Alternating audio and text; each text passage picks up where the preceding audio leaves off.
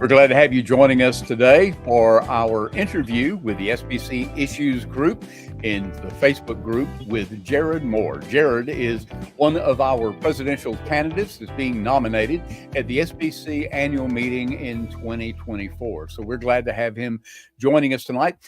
Just so you'll know, there are a couple of things that are going to be happening. We're going to try to cover most of the major issues, things that are happening around the SBC. Just give you a quick highlight real quick. We're going to talk about the North American Mission Board, the lawsuit against them from the Mccrainey case. Oral arguments were this last week. Declining membership, there's a report out on that. Transparency, abuse, the law amendment, probably a few other things as we go. So stay tuned as we go through and we deal with some of these different issues as we go. So let's welcome in right now Jared Moore. Jared, we are glad to have you joining us tonight.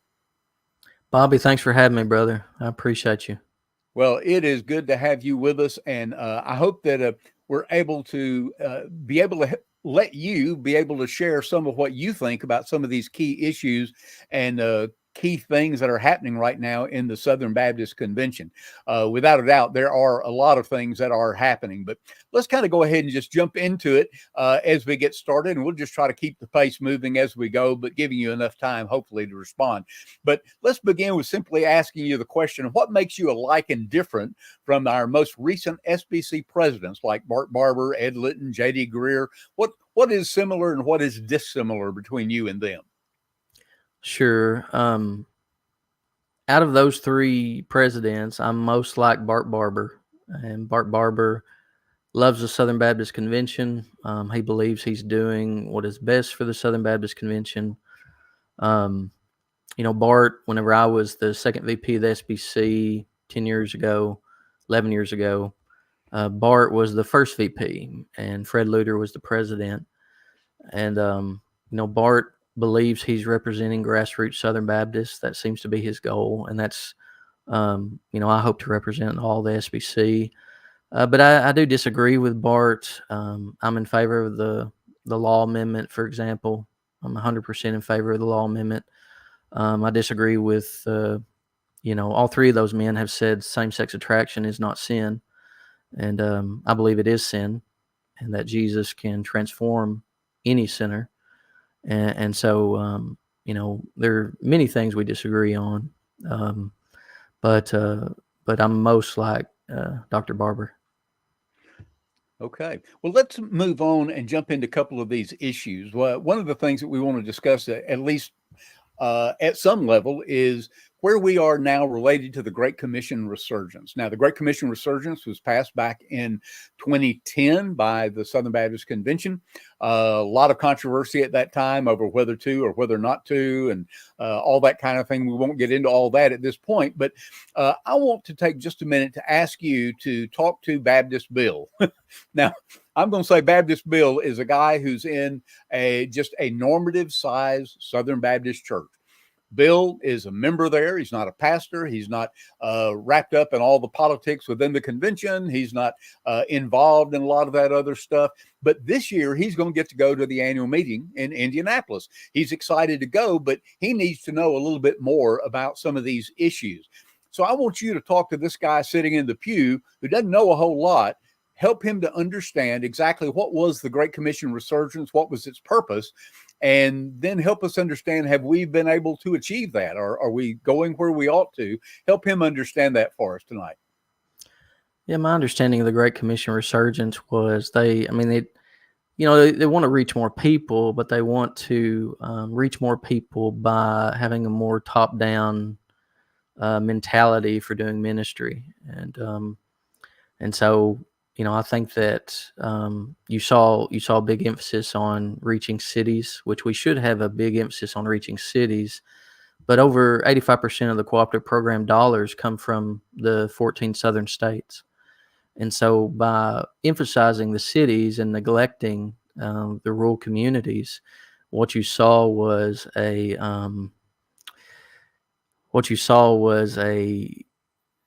you're strengthening certain particular churches in cities, which is wonderful, but you're kind of losing the foundation of the Southern Baptist Convention. God has seen fit. We're still largely in the South, and I don't think that's something we should be ashamed of. It's something that we should strengthen, and it's gotten weaker since the Great Commission Resurgence. So we need to strengthen what remains. We need a new emphasis on reaching communities with the gospel in the South. But I think the primary way to do that is to strengthen the churches that are already present in those communities, to help them, to come alongside them and partner with them. When I was being nominated for SBC office, 10 years ago, a state convention guy called me and he asked me how many people I baptized, how many our church had baptized that year. And he was trying to discern whether or not he wanted to support me. And so it fired me up as a pastor, because you've got this guy who's never been to my community. He's never been to my community and doesn't know my people. He doesn't know the fact that pretty much everybody in my community had been baptized, unless they're young. And so it's just, you have guys, instead of coming alongside local pastors and trying to persuade them and help them, it became you're not doing it right. This is how you do it. But they're not going to come to your community and do it. And if they do, they're going to plant a church that's near yours and basically try to steal your members from it, which I think that's we've all seen that as well. I mean, you ask most local Southern Baptist churches, and you're going to have quite a bit of Baptist bills who don't have a high view of church planting because they've lost 20 members to the local church plant because they could offer more, because they had all this money coming into them. And that's not right either. It does no good. And what we're going to see, the issues that folks have with local churches, like if you have a local church that's been established for a while, there's going to be history and there's going to be conflict. And what you're about to see with church plants that have existed more than a decade is that there's going to be conflict. And you're going to start seeing some of the things you saw, the issues. And so it didn't really fix anything. It just kicks the can down the road and creates new problems. So my emphasis is partnering. The highest position in the SBC is the local church pastor. And so we need to partner. The SBC is a parachurch organization. All these North American Mission Board, International Mission Board, the seminaries, all of that are parachurch, and they should be under the local church. And so instead of somebody who's not a part of our church trying to tell us what to do, they should seek to partner and help us and persuade us that what they have is the best option, not just because they have money, or not just because they have, a certain title but they need to persuade and encourage and strengthen. And there are a lot that do that. And I'm grateful for that. But to answer your question, short answer is, I do not think the Great Commission Resurgence succeeded. If anything, it pulled money. I don't think it succeeded in any capacity. It pulled money off the program. Okay. Well, Chuck Kelly wrote a book where he refers to it not as the Great Commission Resurgence, but the Great Commission Regression, which kind of lines up with exactly what you said. And I don't know if you've read his book or not, but you ought to if you're running to be president of the SBC. But one of the things that he says that you just commented on, and this is why I want to come back to this particular book, is he says right toward the beginning of his book that when the Great Commission Resurgence came into place, that there was a shift in leadership to try to centralize the government, centralize the authority within Southern Baptist, particularly referring to the North American Mission Board, trying to bring all the church planting into a national office in Alpharetta, Georgia, obviously, rather than keeping the partnership between the various states, particularly the non-South states, because they're the ones that were so highly dependent upon the partnering cooperative program dollars that came through the North American Mission Board. How would you respond further to what we need to do? What needs to change if you're saying, along with others, that this is not working? What needs to change in the Great Commission Resurgence then for us to get back on track?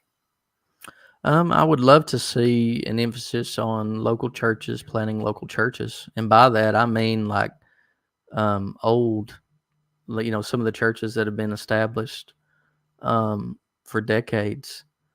I would love to see that emphasis. where they are encouraged to plant other churches, not just churches planting churches. In other words, there's been an emphasis of your church. You start a church, and part of built into the DNA of that church is they're going to plant another church, like NAM, has done that. But I mean, like persuading, like my church, 50 years ago, over about a 10-year period, started 3 local churches in my community.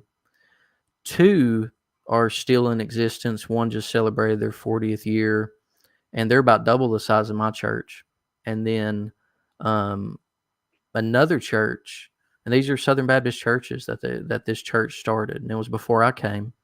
But that needs to be what we emphasize, where you have local Southern Baptist churches who love the SBC, starting Southern Baptist churches, rather than someone who is not in that community, right? It would be much better for my church to have a young man and send him out, 20 miles up the road, than it would be to have, someone in Nashville try to plant a church in, another state or another city. And so I think it has to go back to the local church emphasis. And it's not been that, like you said, the emphasis on centralized. And I mean, this is like big business, right? This is always the problem with anything that gets big, any business that gets big. And I know the SBC is not a business, but it operates like one, and it shouldn't.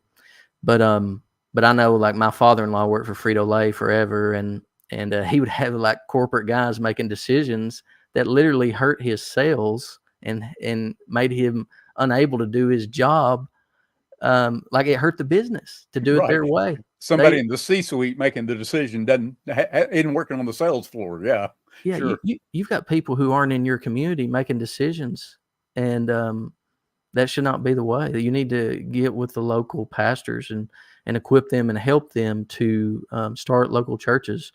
And I think that's what we need to see an emphasis on. I did like the emphasis from Greer, who's your one. I did like that. I did appreciate that. Where thinking of personal evangelism, the importance of the Great Commission at the local church, individual Southern Baptist level. I thought that was good. But I mean, does that answer your question? Yeah. Well, and I want to talk about the oral arguments that were done with Mccrainey and NAM case, but let's handle one more thing about the Great Commission Resurgence. We had appointed a task force that was the GCR Review Task Force, and they have been interviewing people. They've interviewed a number of different people. We understood, and they're supposed to bring a report back to the annual meeting this year. What is your hope to hear back from them? You've already stated kind of where we've gone awry and some of what your hope is maybe moving forward, but what would you like to hear from this task force review, and maybe what they might project as a solution? The Great Commission review. I think we need to return to some of our older ways. That's what I think. It really depends. I'm not aware of who is on that committee or on that task force. But I hope that, I mean, like my church represents, we have 150 roughly folks, and that represents like 90% of the SBC or churches like mine.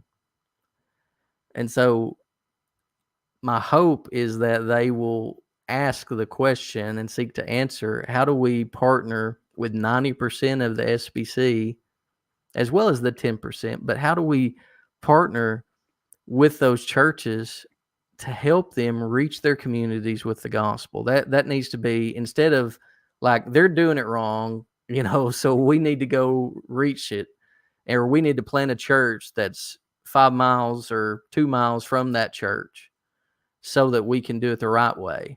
I know I want to assume the best of everyone. I want to assume the best of all these guys, right? But I also want to be realistic that we, if you've been in a Southern Baptist pastor, you know what I'm talking about. about a church that may have been started in your community that had no problem taking your members of your church, of your flock, in the name of It's reaching. what they often call parachute church planting. They parachute somebody in, come in with money, bring in some people, and And they'll, that's not a healthy way to do it. It's a very poor mission strategy too. But yes, it's poor all the way around, except for flash in the pan growth. And so you can report back to the Southern Baptist Convention, hey, look at all these people. Look at this church is successful. What they didn't tell you is they emptied out 10 faithful Southern Baptist churches for decades in order to get those numbers. And I'm not in favor of that at all. There needs to be some sort of we don't really stipulation. have any, at this point, we don't have any hints what the GCR review task force is going to say or do. If Chuck Kelly, who has written this book that we mentioned a minute ago, if he has talked to him, then we know he's got lots of data. I had heard that Randy Adams had talked to him, and he has lots of data and has done stuff. So I know there's some people that have information and have done the research, even though we haven't gotten a transparent report back from like the North American Mission Board on some of these things. Well, look, let's take a shift and move over to talking about the North American Mission Board and the Mccrainey case. There are more than 20 pretty significant lawsuits that are going on right now among Southern Baptists, but this one has kind of come to the surface and has really been a significant, potentially a significant impact, as it really hits at the heart of autonomy. Randy Adams, in an interview here not long ago, had these comments, and I want you to react to these comments on the other side. So because of that, and NAM's argument that they have absolute rights and privileges to defame if they choose, they say they didn't defame Mccrainey, but they said they could. They also said they could interfere in the work of a state convention, in this case, Maryland, Delaware, in order to protect their interests, their financial interests, and perhaps other interests, without legal impunity. So they could interfere, they could defame. And their argument is nothing can be done about it because we're all Baptists, we're all sort of part of the same big group. And therefore a judge cannot render a verdict on that or a decision on that. So they're claiming First Amendment privileges. Yeah. But your thoughts, comment on his observation at that point. Well, I mean, based on the evidence that I've seen, that sounds correct. It sounds like NAM is overstepping, what they need to be doing. I don't think that our national entities should interfere with state conventions. I think they should seek to partner with them. Again, it goes back to should a national entity be able to tell, should an entity be able to tell someone in another state, like, this is how you do this ministry properly? No, the person in that state should know better. And so I do not like the national ties in that sense. I do like partnering where it's legit partnering, where you come alongside and say, okay, how do we help you reach your state with the gospel? How do we assume you know best how to do it since you were in this state. How do we come alongside you? It should be the mentality. That should be the mentality of all of our SBC entities, right? That should be the mentality of the local association. But let me just point blank ask you, do you see that? I mean, do you see them trying to partner and be resourcing, undergirding that local church and the local churches all across our convention and associations and even the state conventions? Or are you seeing the opposite? I am... Yeah, that's a good question. I don't know the answer to that as far as what I'm seeing. So I can't. That's a big statement, right? Like to me to make a decision on a whole national entity based on what I'm seeing, I'm hesitant to just be dismissive. But from what I've seen, there are examples of them trying to partner. But there's this strong arm mentality where there's certain stipulations you have to meet, and it's awful.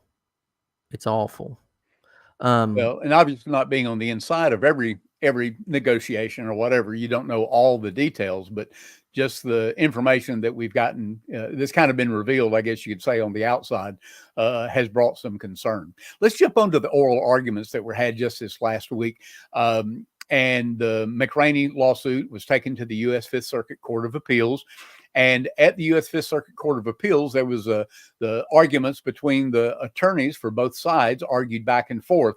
And at one case, Mccrainey's attorney, who is attorney Scott Gant, he made this response to Mr. Martin, who is the attorney for the North American Mission Board.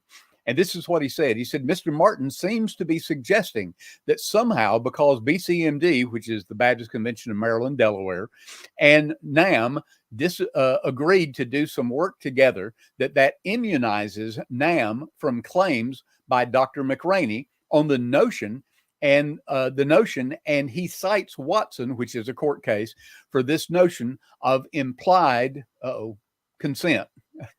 I'm sorry, my cursor covered up my screen.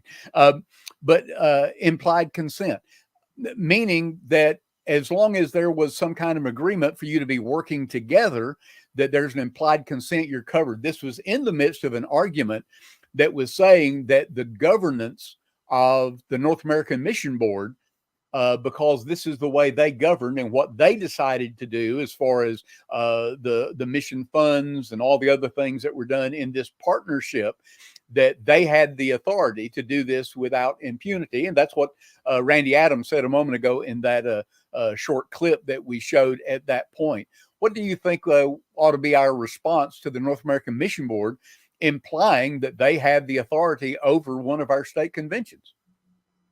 No, I don't think that should be the case. The North American Mission Board should not have authority over state conventions. I mean, it just shouldn't. It needs to be partnering with state conventions rather than having authority over them. Again, the state convention is going to be able to do a better job of reaching their state with the gospel than a national entity who's not in that state. I mean, it's one thing to live in a state. It's another thing to be in another state making decisions for a state you're not in. I mean, and assuming the best of everyone involved, I think that NAM is mistaken in that. I think that they and the lawyers may be making those decisions, but NAM has to sign off on them. But I definitely lean away from that. Would discourage that. Would encourage NAM, instead of telling state conventions what they can and cannot do. Like for example, I know that that NAM has partnered with one of the state conventions in Texas, and they told them, for example, that they cannot be planting churches in Austin, Texas, and because it's not one of their send cities. Now, if the state convention wants to plant a church in Austin, Texas, they should be able to do it without asking NAM's permission. Yeah, you would think so. Yeah. I mean, that should be the case. That should be the case. Because they have you again. It doesn't it sound like it sounds like the Methodist Church, where you've got someone who's not in that local community telling you who can be your pastor, right. like we're going to send somebody there and type thing.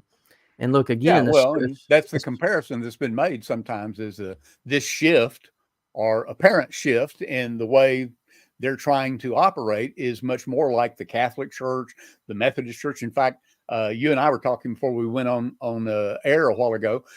One of the things that North American Mission Board has done in these court filings, multiple court filings now, is they refer to the Baptist Church, the Southern Baptist Church. They refer to themselves as the SBC Mission Board, kind of giving the illusion that we're all this one organization, because that would sound better for their argument. Now, in my humble opinion, but I think accurate, that's false. It's misleading the court in just the way you're saying it, trying to give them the impression of something that's not there.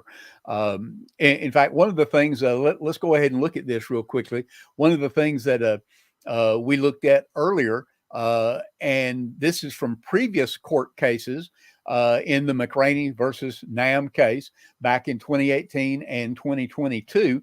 The 10th defense, NAM stated, this is a quote from the document, NAM had the legal right to interfere to protect its own economic and other interests. The 12th defense, NAM is protected by an absolute privilege with regard to any statements it may have published regarding the plaintiff, which of course is Mccrainey. 13th defense, NAM is protected by a qualified privilege with regard to any statements it may have published regarding Mccrainey. The 16th defense at the bottom, NAM is protected by an absolute privilege and or a qualified privilege with respect to all decisions it made and or actions it took, which may have related to or had an effect upon plaintiff's employment with the BCMD. Now, one of our members in our SBC Issues Facebook group posted that and asked, is this what we want from our North American Mission Board? Is this the approach that we ought to have from them? You know, how would you respond to that, Jared? This is not the approach that we should have from the North American Mission Board, because our state conventions should be able to have say-so over the churches and that are planted in their state.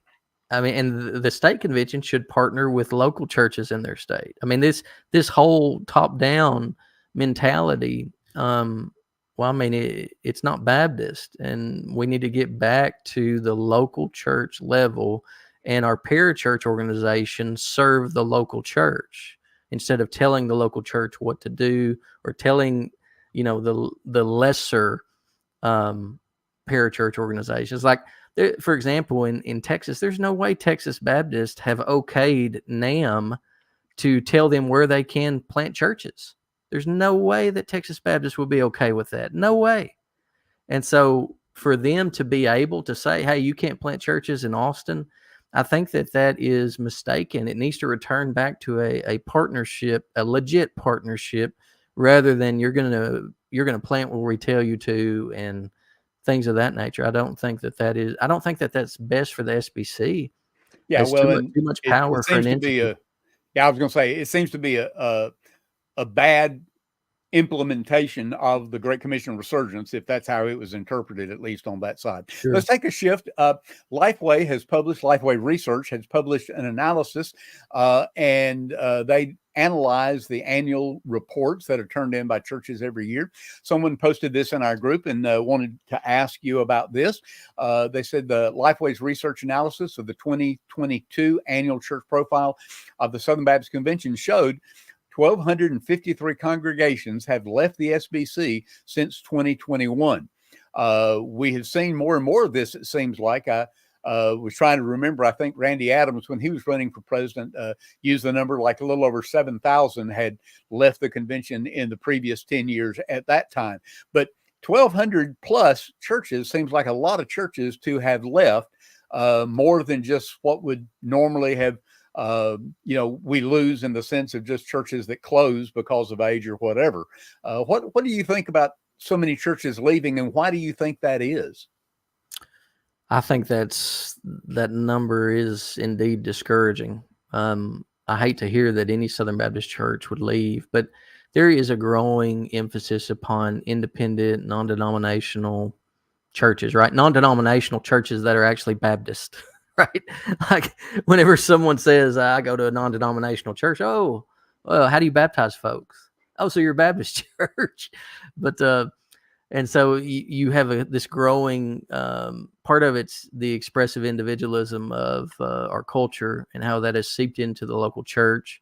Just the concept of joining with other churches to accomplish something is largely something that is foreign to my generation and under. Like, I'm an elderly millennial, and so my generation and under, we have this huge emphasis upon expressing our individualism, and that I think that has seeped into the church, and so that's part of it. There's not this cooperation mentality; it's an individualistic mentality. And there, you even hear some folks say, well, cooperating with other churches will hold us back, or that confession holds us back, or, that's kind of how it's displayed and emphasized. But I think part of it is when the SBC is getting railed in headlines and in pop culture and in the media, if your church is not Southern Baptist, you are not associated with that. And I think that's another thing. That's probably the biggest reason, honestly, is the PR. And so, I think that the world hates us, and we're not going to satisfy the world. And so we shouldn't try to satisfy the world. I think it's trying to hit a moving target, because once you satisfy folks, they're just going to move the bar again and try to get you to jump through new hoops. We have to return to the Bible. What does the Bible say? Are we pleasing God? That's really what, whether we gain churches or lose churches, if we're not pleasing God, we're not doing anything, right? We're going to stand before God and give an account. So we have to get back to an emphasis upon the Word. What does the Word say? Are we being obedient to the Word? Are we doing what the Word says? And if we are, we should be happy with that and pray till God brings revival, instead of trying to, create revival. Well, I think, to be honest, that many of those churches, and I just know a small number of that 1,200 plus that left that I've had contact with, but many of those churches feel like they're being honorable to the Word. They're teaching the Word. They're trying to live with integrity, et cetera, and they're having to pull themselves away from the Southern Baptist Convention. They feel like they have to, because they feel like there's so much corruption that's going on in the SBC, things that keep seeping out, the lack of transparency, and all these other issues that keep coming to the surface, and they've just finally had enough.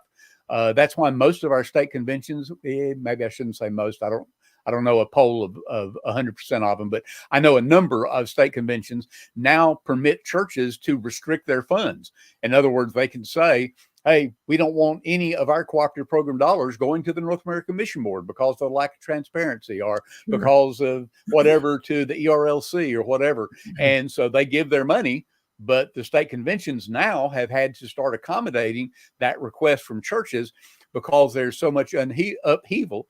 And there are a number of churches that have just up and left. The transparency issue is a big deal. Let's jump on that so we can keep ourselves moving. Are you supportive of requiring all SBC agencies to complete a Form 990 type reporting for better transparency? They're not asking that the Form 990, which goes to the IRS, that the entities start filing that, but that kind of transparency equal to like Planned Parenthood and other nonprofits, that our entities at least report that level to our churches. What do you think? Are you supportive, not supportive? What do you think? I'm absolutely supportive of that. I think that the executive committee has a motion that they can bring to the floor for a vote. And so my prayer is that the executive committee will do that, because they chose to not act on that in their September meeting. Their February meeting, this last February, right? Yes, I believe so. But I think there's still one or two meetings before the convention. They postponed it to the meeting immediately before the annual meeting in June. That's my understanding. So my prayer is that they'll bring that to the floor for a vote. And I think they know how that vote's going to go. But it may get brought out even if they choose not to bring it to the floor, because look, I trust the trustees. And by that, I mean, I do trust our system.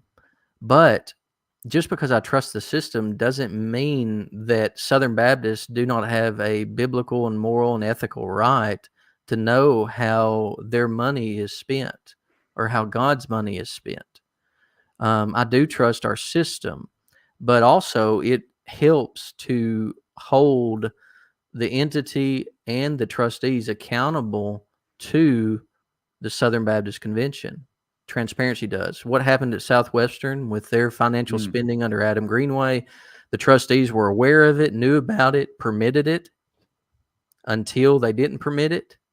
But if that had been reported, how that money was being spent, it would have been changed, and SBC would have been better for it. Southwestern Seminary would have been better for it. And we've all heard rumors of lavish spending at our entities in the past. And it would have prevented that. It would have prevented that if you were accountable to more than just trustees in private meetings.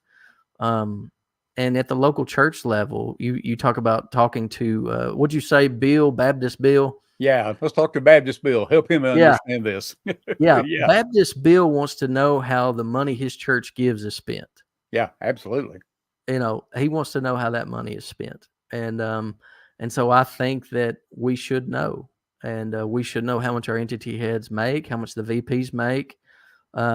All that should be disclosed. Now they could put it under lock and key. I mean, the way that we register local churches, like my church, I've got a specific number for my church and I can go online and register. You can put it, and they could put that information there, provide a website with a link that you can only access it if you are a Southern Baptist church. I mean, we could do that, but there's all these excuses, and I think we're past time for financial transparency. Okay. Based on that, let's stay on that topic for just a second. Sure. Watch this clip, and I want you to respond on the other side.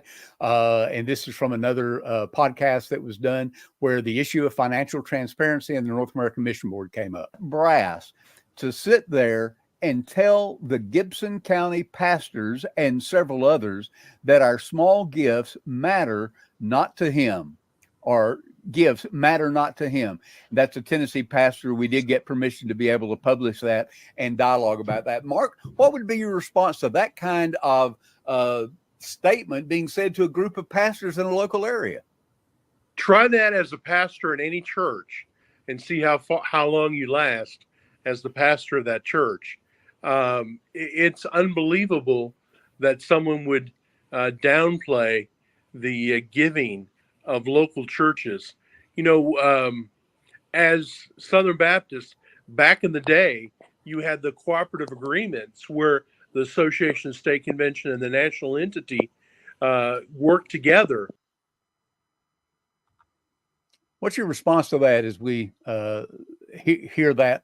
And just so you know, the screenshot that was being read initially, that was from an archived email from NAMB whistleblower.com in their archived email. And that was a report from a Tennessee pastor, as you heard.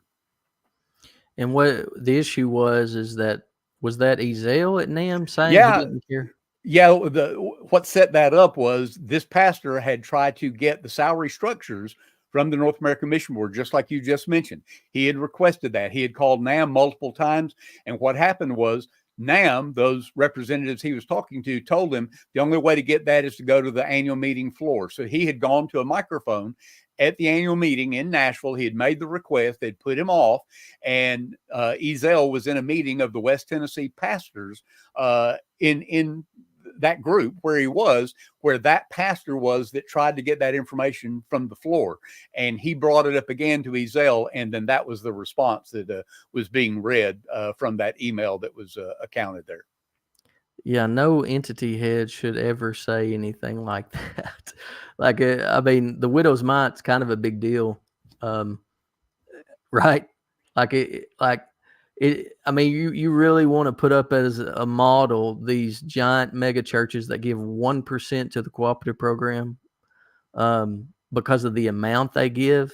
They keep 99%, or they might do it to their own particular mission endeavors.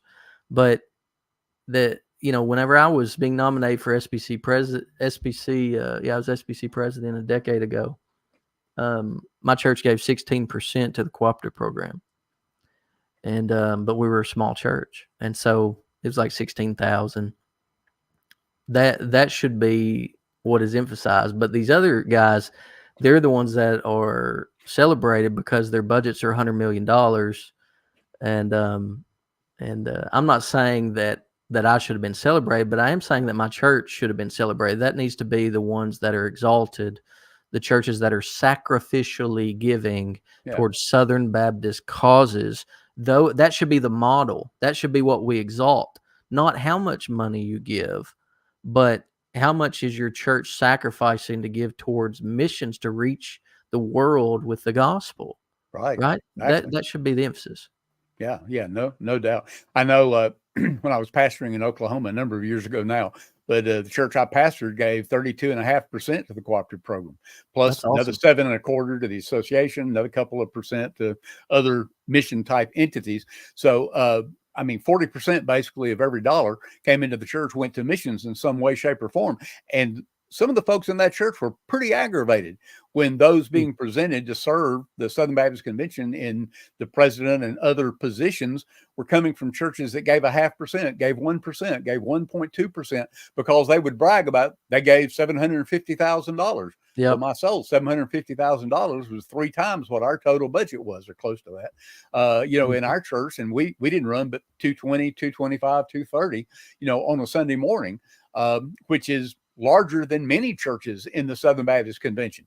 But it just didn't make a lot of sense, at that point, why they would do that. So in line with this same thing, one of the issues has been these cooperative agreements. North American Mission Board changed the agreements to what they call strategic partnership agreements. That was part of what was being debated in the oral arguments with the North American Mission Board and Mccrainey. They were talking about, because they had this strategic partnership agreement, that NAM should have that implied consent, that there should, not be any ability for them to be pushed back on, I guess you could say, to be a fair way. So would you support returning back to cooperative agreements for NAM and all the non-South state conventions, where there really is negotiation, there is working together for those cooperative program dollars, instead of it being really totally controlled out of the North American Mission Board? Absolutely.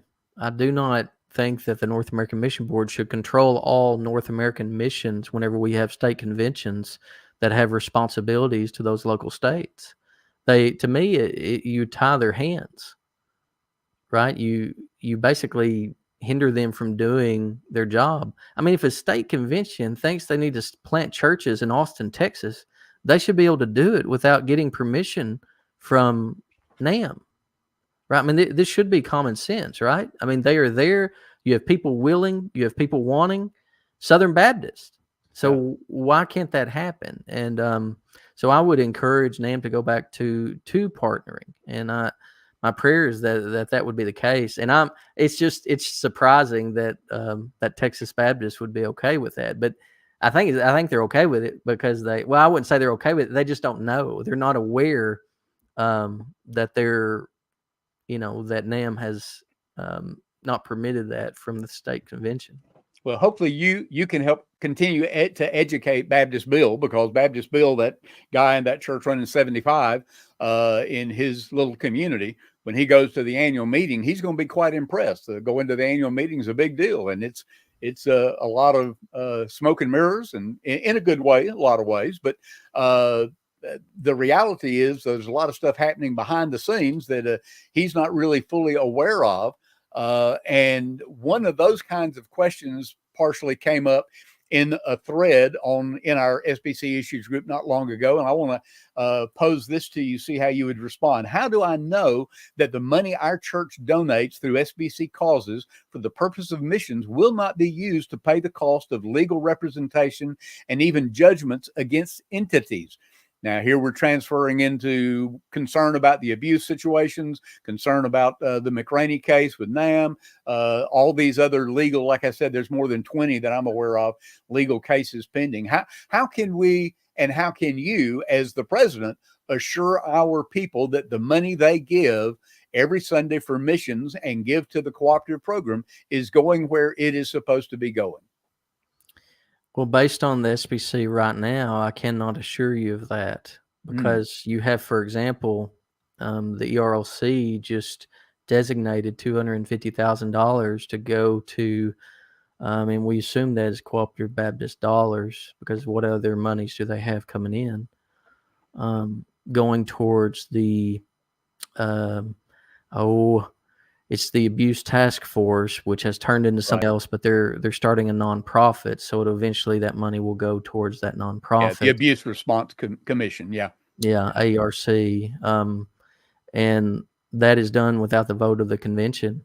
And that is based on tithe dollars. So I disagree with that. I cannot tell you right now that your money is not being used in that way. Now, I will say this: I do accept these entities at their word when they say you give to Lottie Moon 100% is going towards a mission field, or when North American Mission Board says 100% is going towards missions. I have nothing that would cause me to say that that is untrue.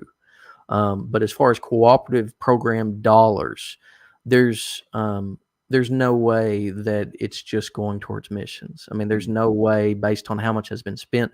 I mean, just the investigation that Guidepost did was over $6 million to pay for that investigation that found nothing as far as, so the argument was the reason why we did the investigation is saying that the executive committee has mishandled abuse or covered up abuse. They found no case, not one case or instance where the executive committee did that. So you spent $6 million to find nothing. And as far as the original accusation, they even waived privilege. Yeah. Still didn't find it. Still didn't find it. And so I don't think we should continue just spending money left and right to try to prove things that are made on accusations that have no evidence. Well, and that is a huge deal, that people are very concerned that their cooperative program dollars are going for something that it's not related to missions. It's not going to the seminary. It's not going to, even the ERLC, standing in Washington, D.C. for things that are right. I mean, they have some great things they're doing. What is it called? The Psalm 139 deal where they help with sonograms, what do they call them? Not ultrasound. Yeah, ultrasound. That's what I was trying to think of. When they donate ultrasounds, that kind of thing. I mean, there's some good things going on, but if you're not confident that your money is going where it needs to go, then that's a real problem, without a doubt. Okay, let's take another shift so we can keep moving. The law amendment. You mentioned this earlier on. Help Baptist Bill understand the law amendment, and do you support it or not? Why? Why not? Help us to understand why the law amendment is important and how it's different from what we have in our statement of faith already in the Baptist Faith and Message 2000. Yeah, so Baptist Bill, there are churches in the Southern Baptist Convention that have female pastors, and they claim to affirm the Baptist Faith and Message 2000. And the Baptist Faith and Message 2000 says only men can be pastors. And so the law amendment adds that information to our Constitution, so that it defines what if a church is in friendly cooperation with the Southern Baptist Convention. And so it just defines if someone can be part of the SBC or not. And if you have a female pastor, you're not going to be permitted to be part of the Southern Baptist Convention. And so that's what it boils down to is people who claim to affirm the confession, or at least claim not to teach in contrary to it. So these are voting members. And if you don't put this in the Constitution, then potentially you could have more and more egalitarian churches where they have female pastors. They do not affirm the Baptist Faith and Message 2000, and they are able to seat messengers and vote. And so all you need is, I mean, the people who rule the SBC are those who show up at the convention. And all you need is a majority vote. All you need is a majority of people in that room who are against that section of the Baptist Faith and Message 2000 who can change it. You can change the Baptist Faith and Message 2000 with a motion from the floor. That should not be the case. Well, I believe it has to go before the convention in two consecutive annual meetings, if I'm not mistaken. Is that correct? It does not. It does not. Okay. Not for the confession. Not for the confession. They changed the statement of faith. Okay. They changed it last year. It has to for the Constitution. And it should be harder to change our confession of faith in our Constitution, in my opinion. Yeah, confession of faith ought to be your confession of faith. That's exactly right. Yeah, that's exactly right. Yeah. It all stays the same. So you're saying, as far as the law amendment, you feel like that's a good thing, and that you would support the law amendment being put into a constitutional amendment, which it's passed last year. It has to pass this year to be able to actually become an amendment to our Constitution, which is 66%. We need 66% for it to pass, and I believe it will pass. The Credentials Committee did not know what a pastor was. They wanted to investigate what a pastor was. And so this law amendment tells them what a pastor is. At the very least, it's a man, according to Scripture. And so it answers the credential committee, their request, and it tells them who is in friendly cooperation so that they can do their job to the best of their ability. And so I think it's necessary, because if not, you're going to have years of debate about what a pastor is, and which I don't think is going to do any good. I don't think there's going to, because the Bible is clear as a bell on this.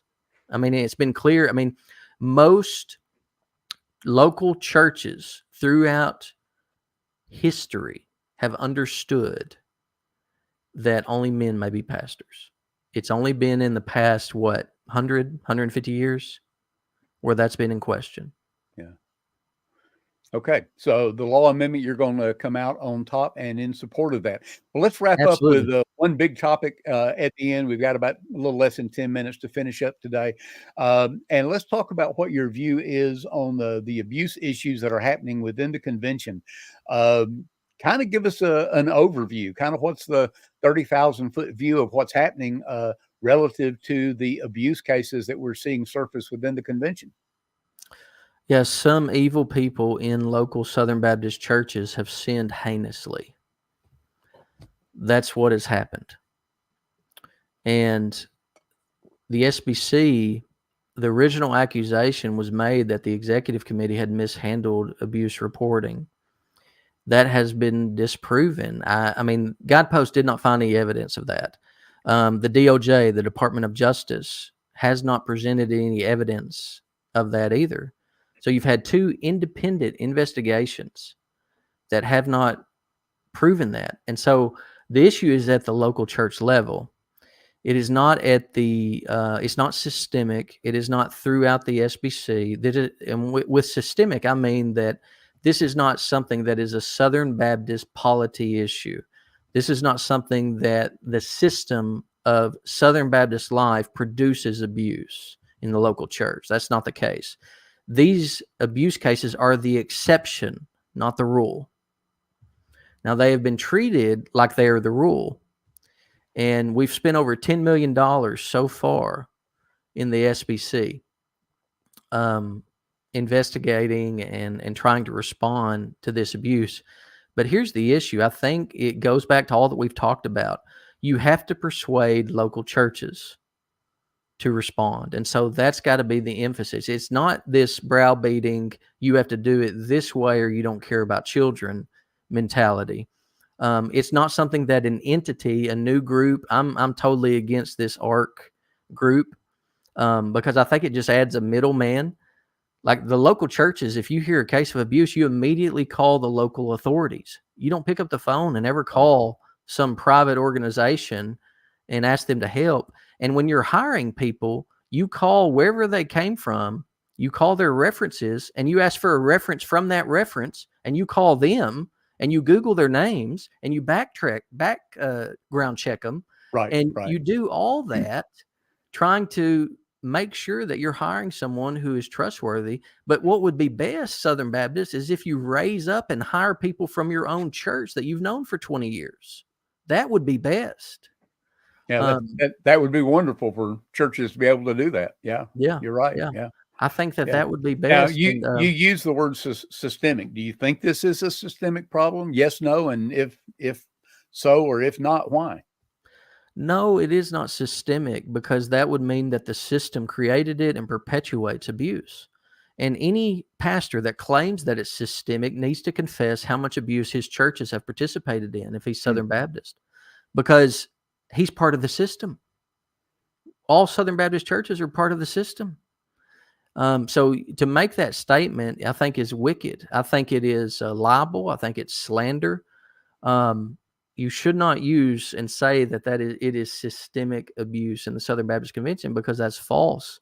If you look at how many abuse cases there are compared to how many Southern Baptists there have been over that same time period, it is a small percentage. It's roughly 0.005% of the SBC has participated in abuse. Now, 0.00001% is sin. It's an issue. It's evil. It's wicked. Right. It's heinous. We all hate it. It shouldn't be named among us. I mean, the Bible is clear about this. Impurity should not be named among Christians. Abuse should not be named among any Southern Baptist church. But for these guys to sound the alarm and act like it's this pandemic is unbiblical, ungodly, libel, slander. And, that's something that basically what I will emphasize if I'm elected SBC president is partnering with local churches to help train them to recognize and prevent abuse in their local church through persuading them. Because you cannot try to force. I mean, like I was thinking about this with the last convention. The SBC voted out a church because they had hired a pastor who'd been accused of abuse in the past. They claimed that they had fired him, but he was still at the church operating as a pastor. And so what did the SBC do? They voted that church out. Now, let me ask you a question. If we're trying to protect children, how does voting out a church protect the children in that church? All it does is where we can do a PR stunt and say, hey, that church isn't Southern Baptist anymore. So when someone's harmed in that church, well, that's not a Southern Baptist church. And I think that's a perfect example that shows us that the SBC really has no control over preventing abuse in the local church. The local church has the control. All the SBC can do is say, we're going to kick you out if you don't meet these standards. But then that doesn't protect anybody in that local church. Right. So we have to come alongside the local church and help them. They're the ones that are going to be protecting children, not us. There's nobody in Nashville who's going to protect a child in Texas. Right. Right? Or, I mean, this should be common sense, but it's this top-down mentality. And the way this ARC thing, it sounds like they're trying to be an investigatory body based on accusations that are made. That was what my next question was about the ARC, because you mentioned it a minute ago, the Abuse Response Commission. You apparently don't feel like this is a viable solution. Tell us why. It is not a viable solution because they want to be an investigatory body that investigate accusations that are made. And they're not proposing this I heard somebody refer to it as an SBC entity. They're not proposing this become an SBC entity, is my understanding. This is a separate, outside the SBC nonprofit created by its own board, etc., which in my mind raises questions of accountability. Now, you may know a lot more, but help us understand what you know about this. Number one, they do not have authority to start this organization. Who doesn't have the authority? So what you have, it's the task force, members of the task force who've decided. So the task force was voted on. They were given parameters by the Southern Baptist Convention, and now they have taken that to say, we're going to start this organization that is a nonprofit that is not associated with the SBC, that basically Southern Baptists can have the option of purchasing their services. And the SBC convention did not give them the authority to start a private organization. That's just the bottom line. Now, I've heard Bart Barber speak on this, and he says, no, we're doing what Guidepost suggested.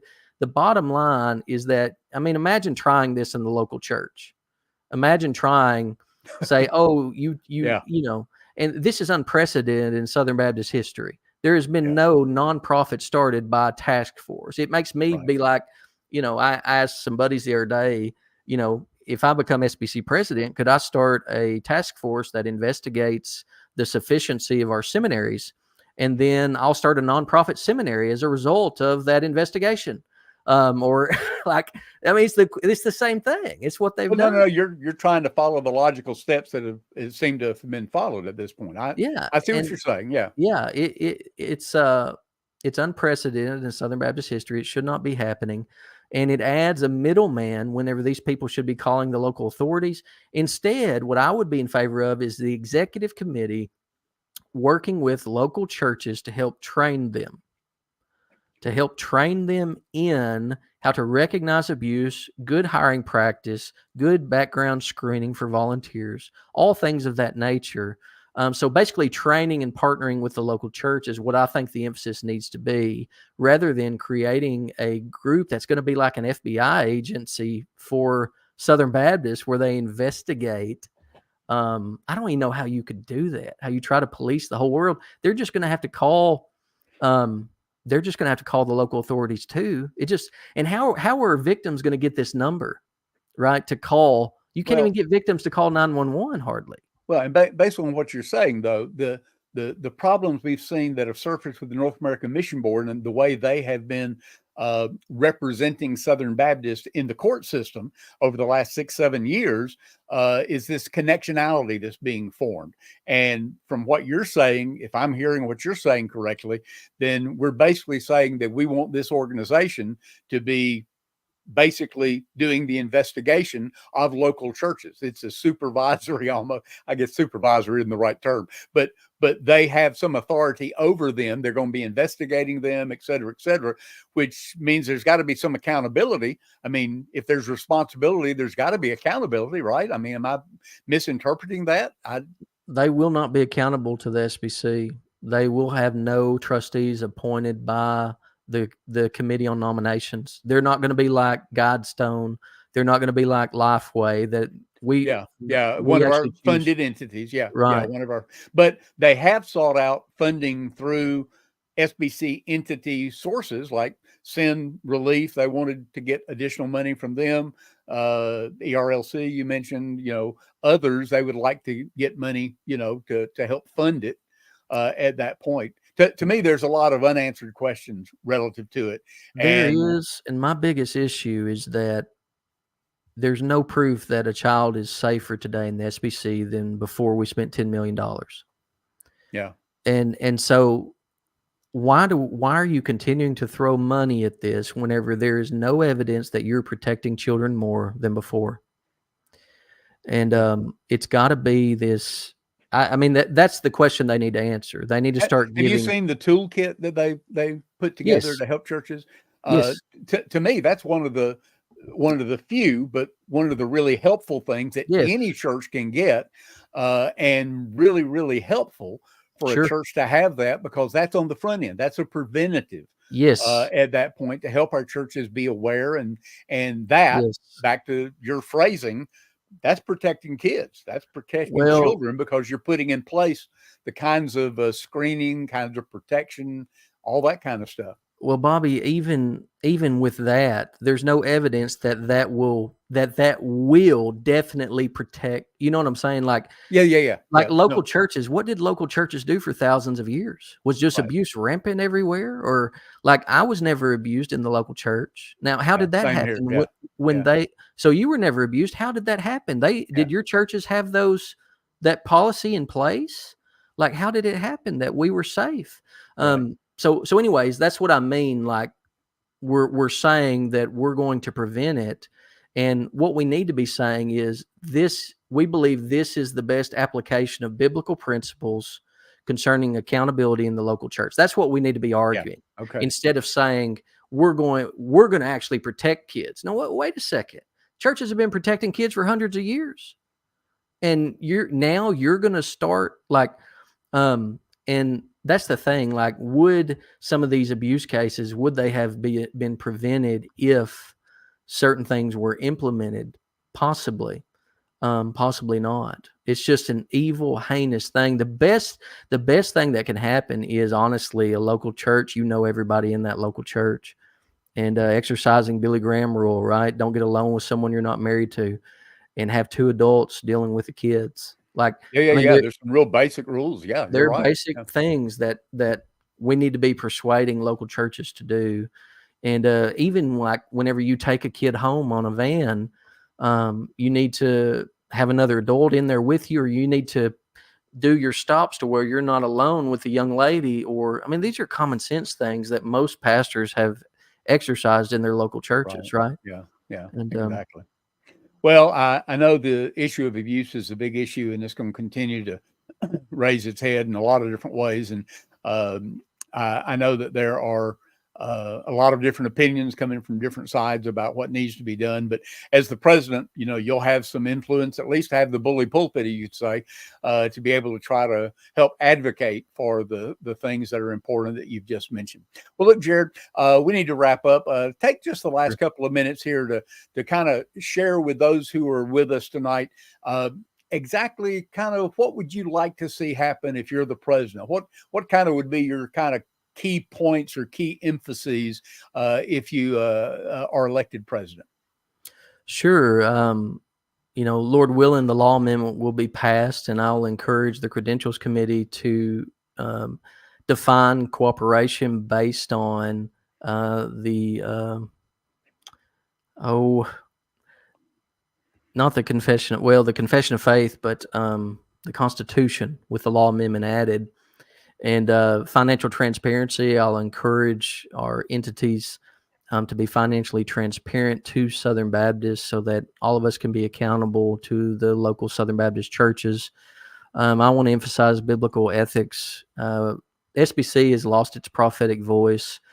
We should be speaking to the culture morally and ethically, particularly concerning abortion. Abortion is the worst scourge happening right now. I mean, imagine if 1 million teenagers were being dragged to clinics all across this country, or if you could give a pill to your teenager and execute him or her. Over 1 million a year, people would be raising, so much alarm.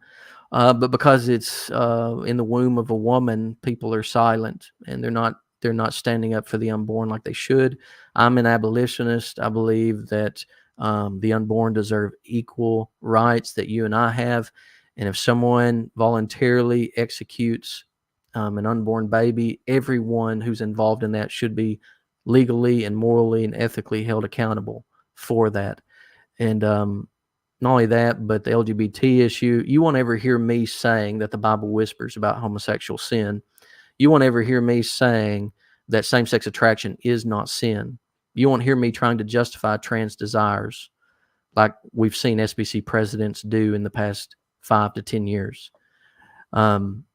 Instead, I will call all sinners to repentance, to say that we are morally culpable and that Jesus can heal us and save us and raise us from the dead. And he can change anyone.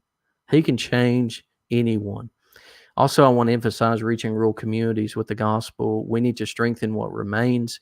We need to strengthen the South, Southern rural churches, but also rural churches throughout the nation, even to the ends of the earth, because I think that's a low-hanging fruit. If you look at the theological liberalism in America, it's primarily in the cities, or especially in the cities. And so you have to do a lot of foundation level work in order to get someone even ready to hear the gospel. I know God raises the dead, right?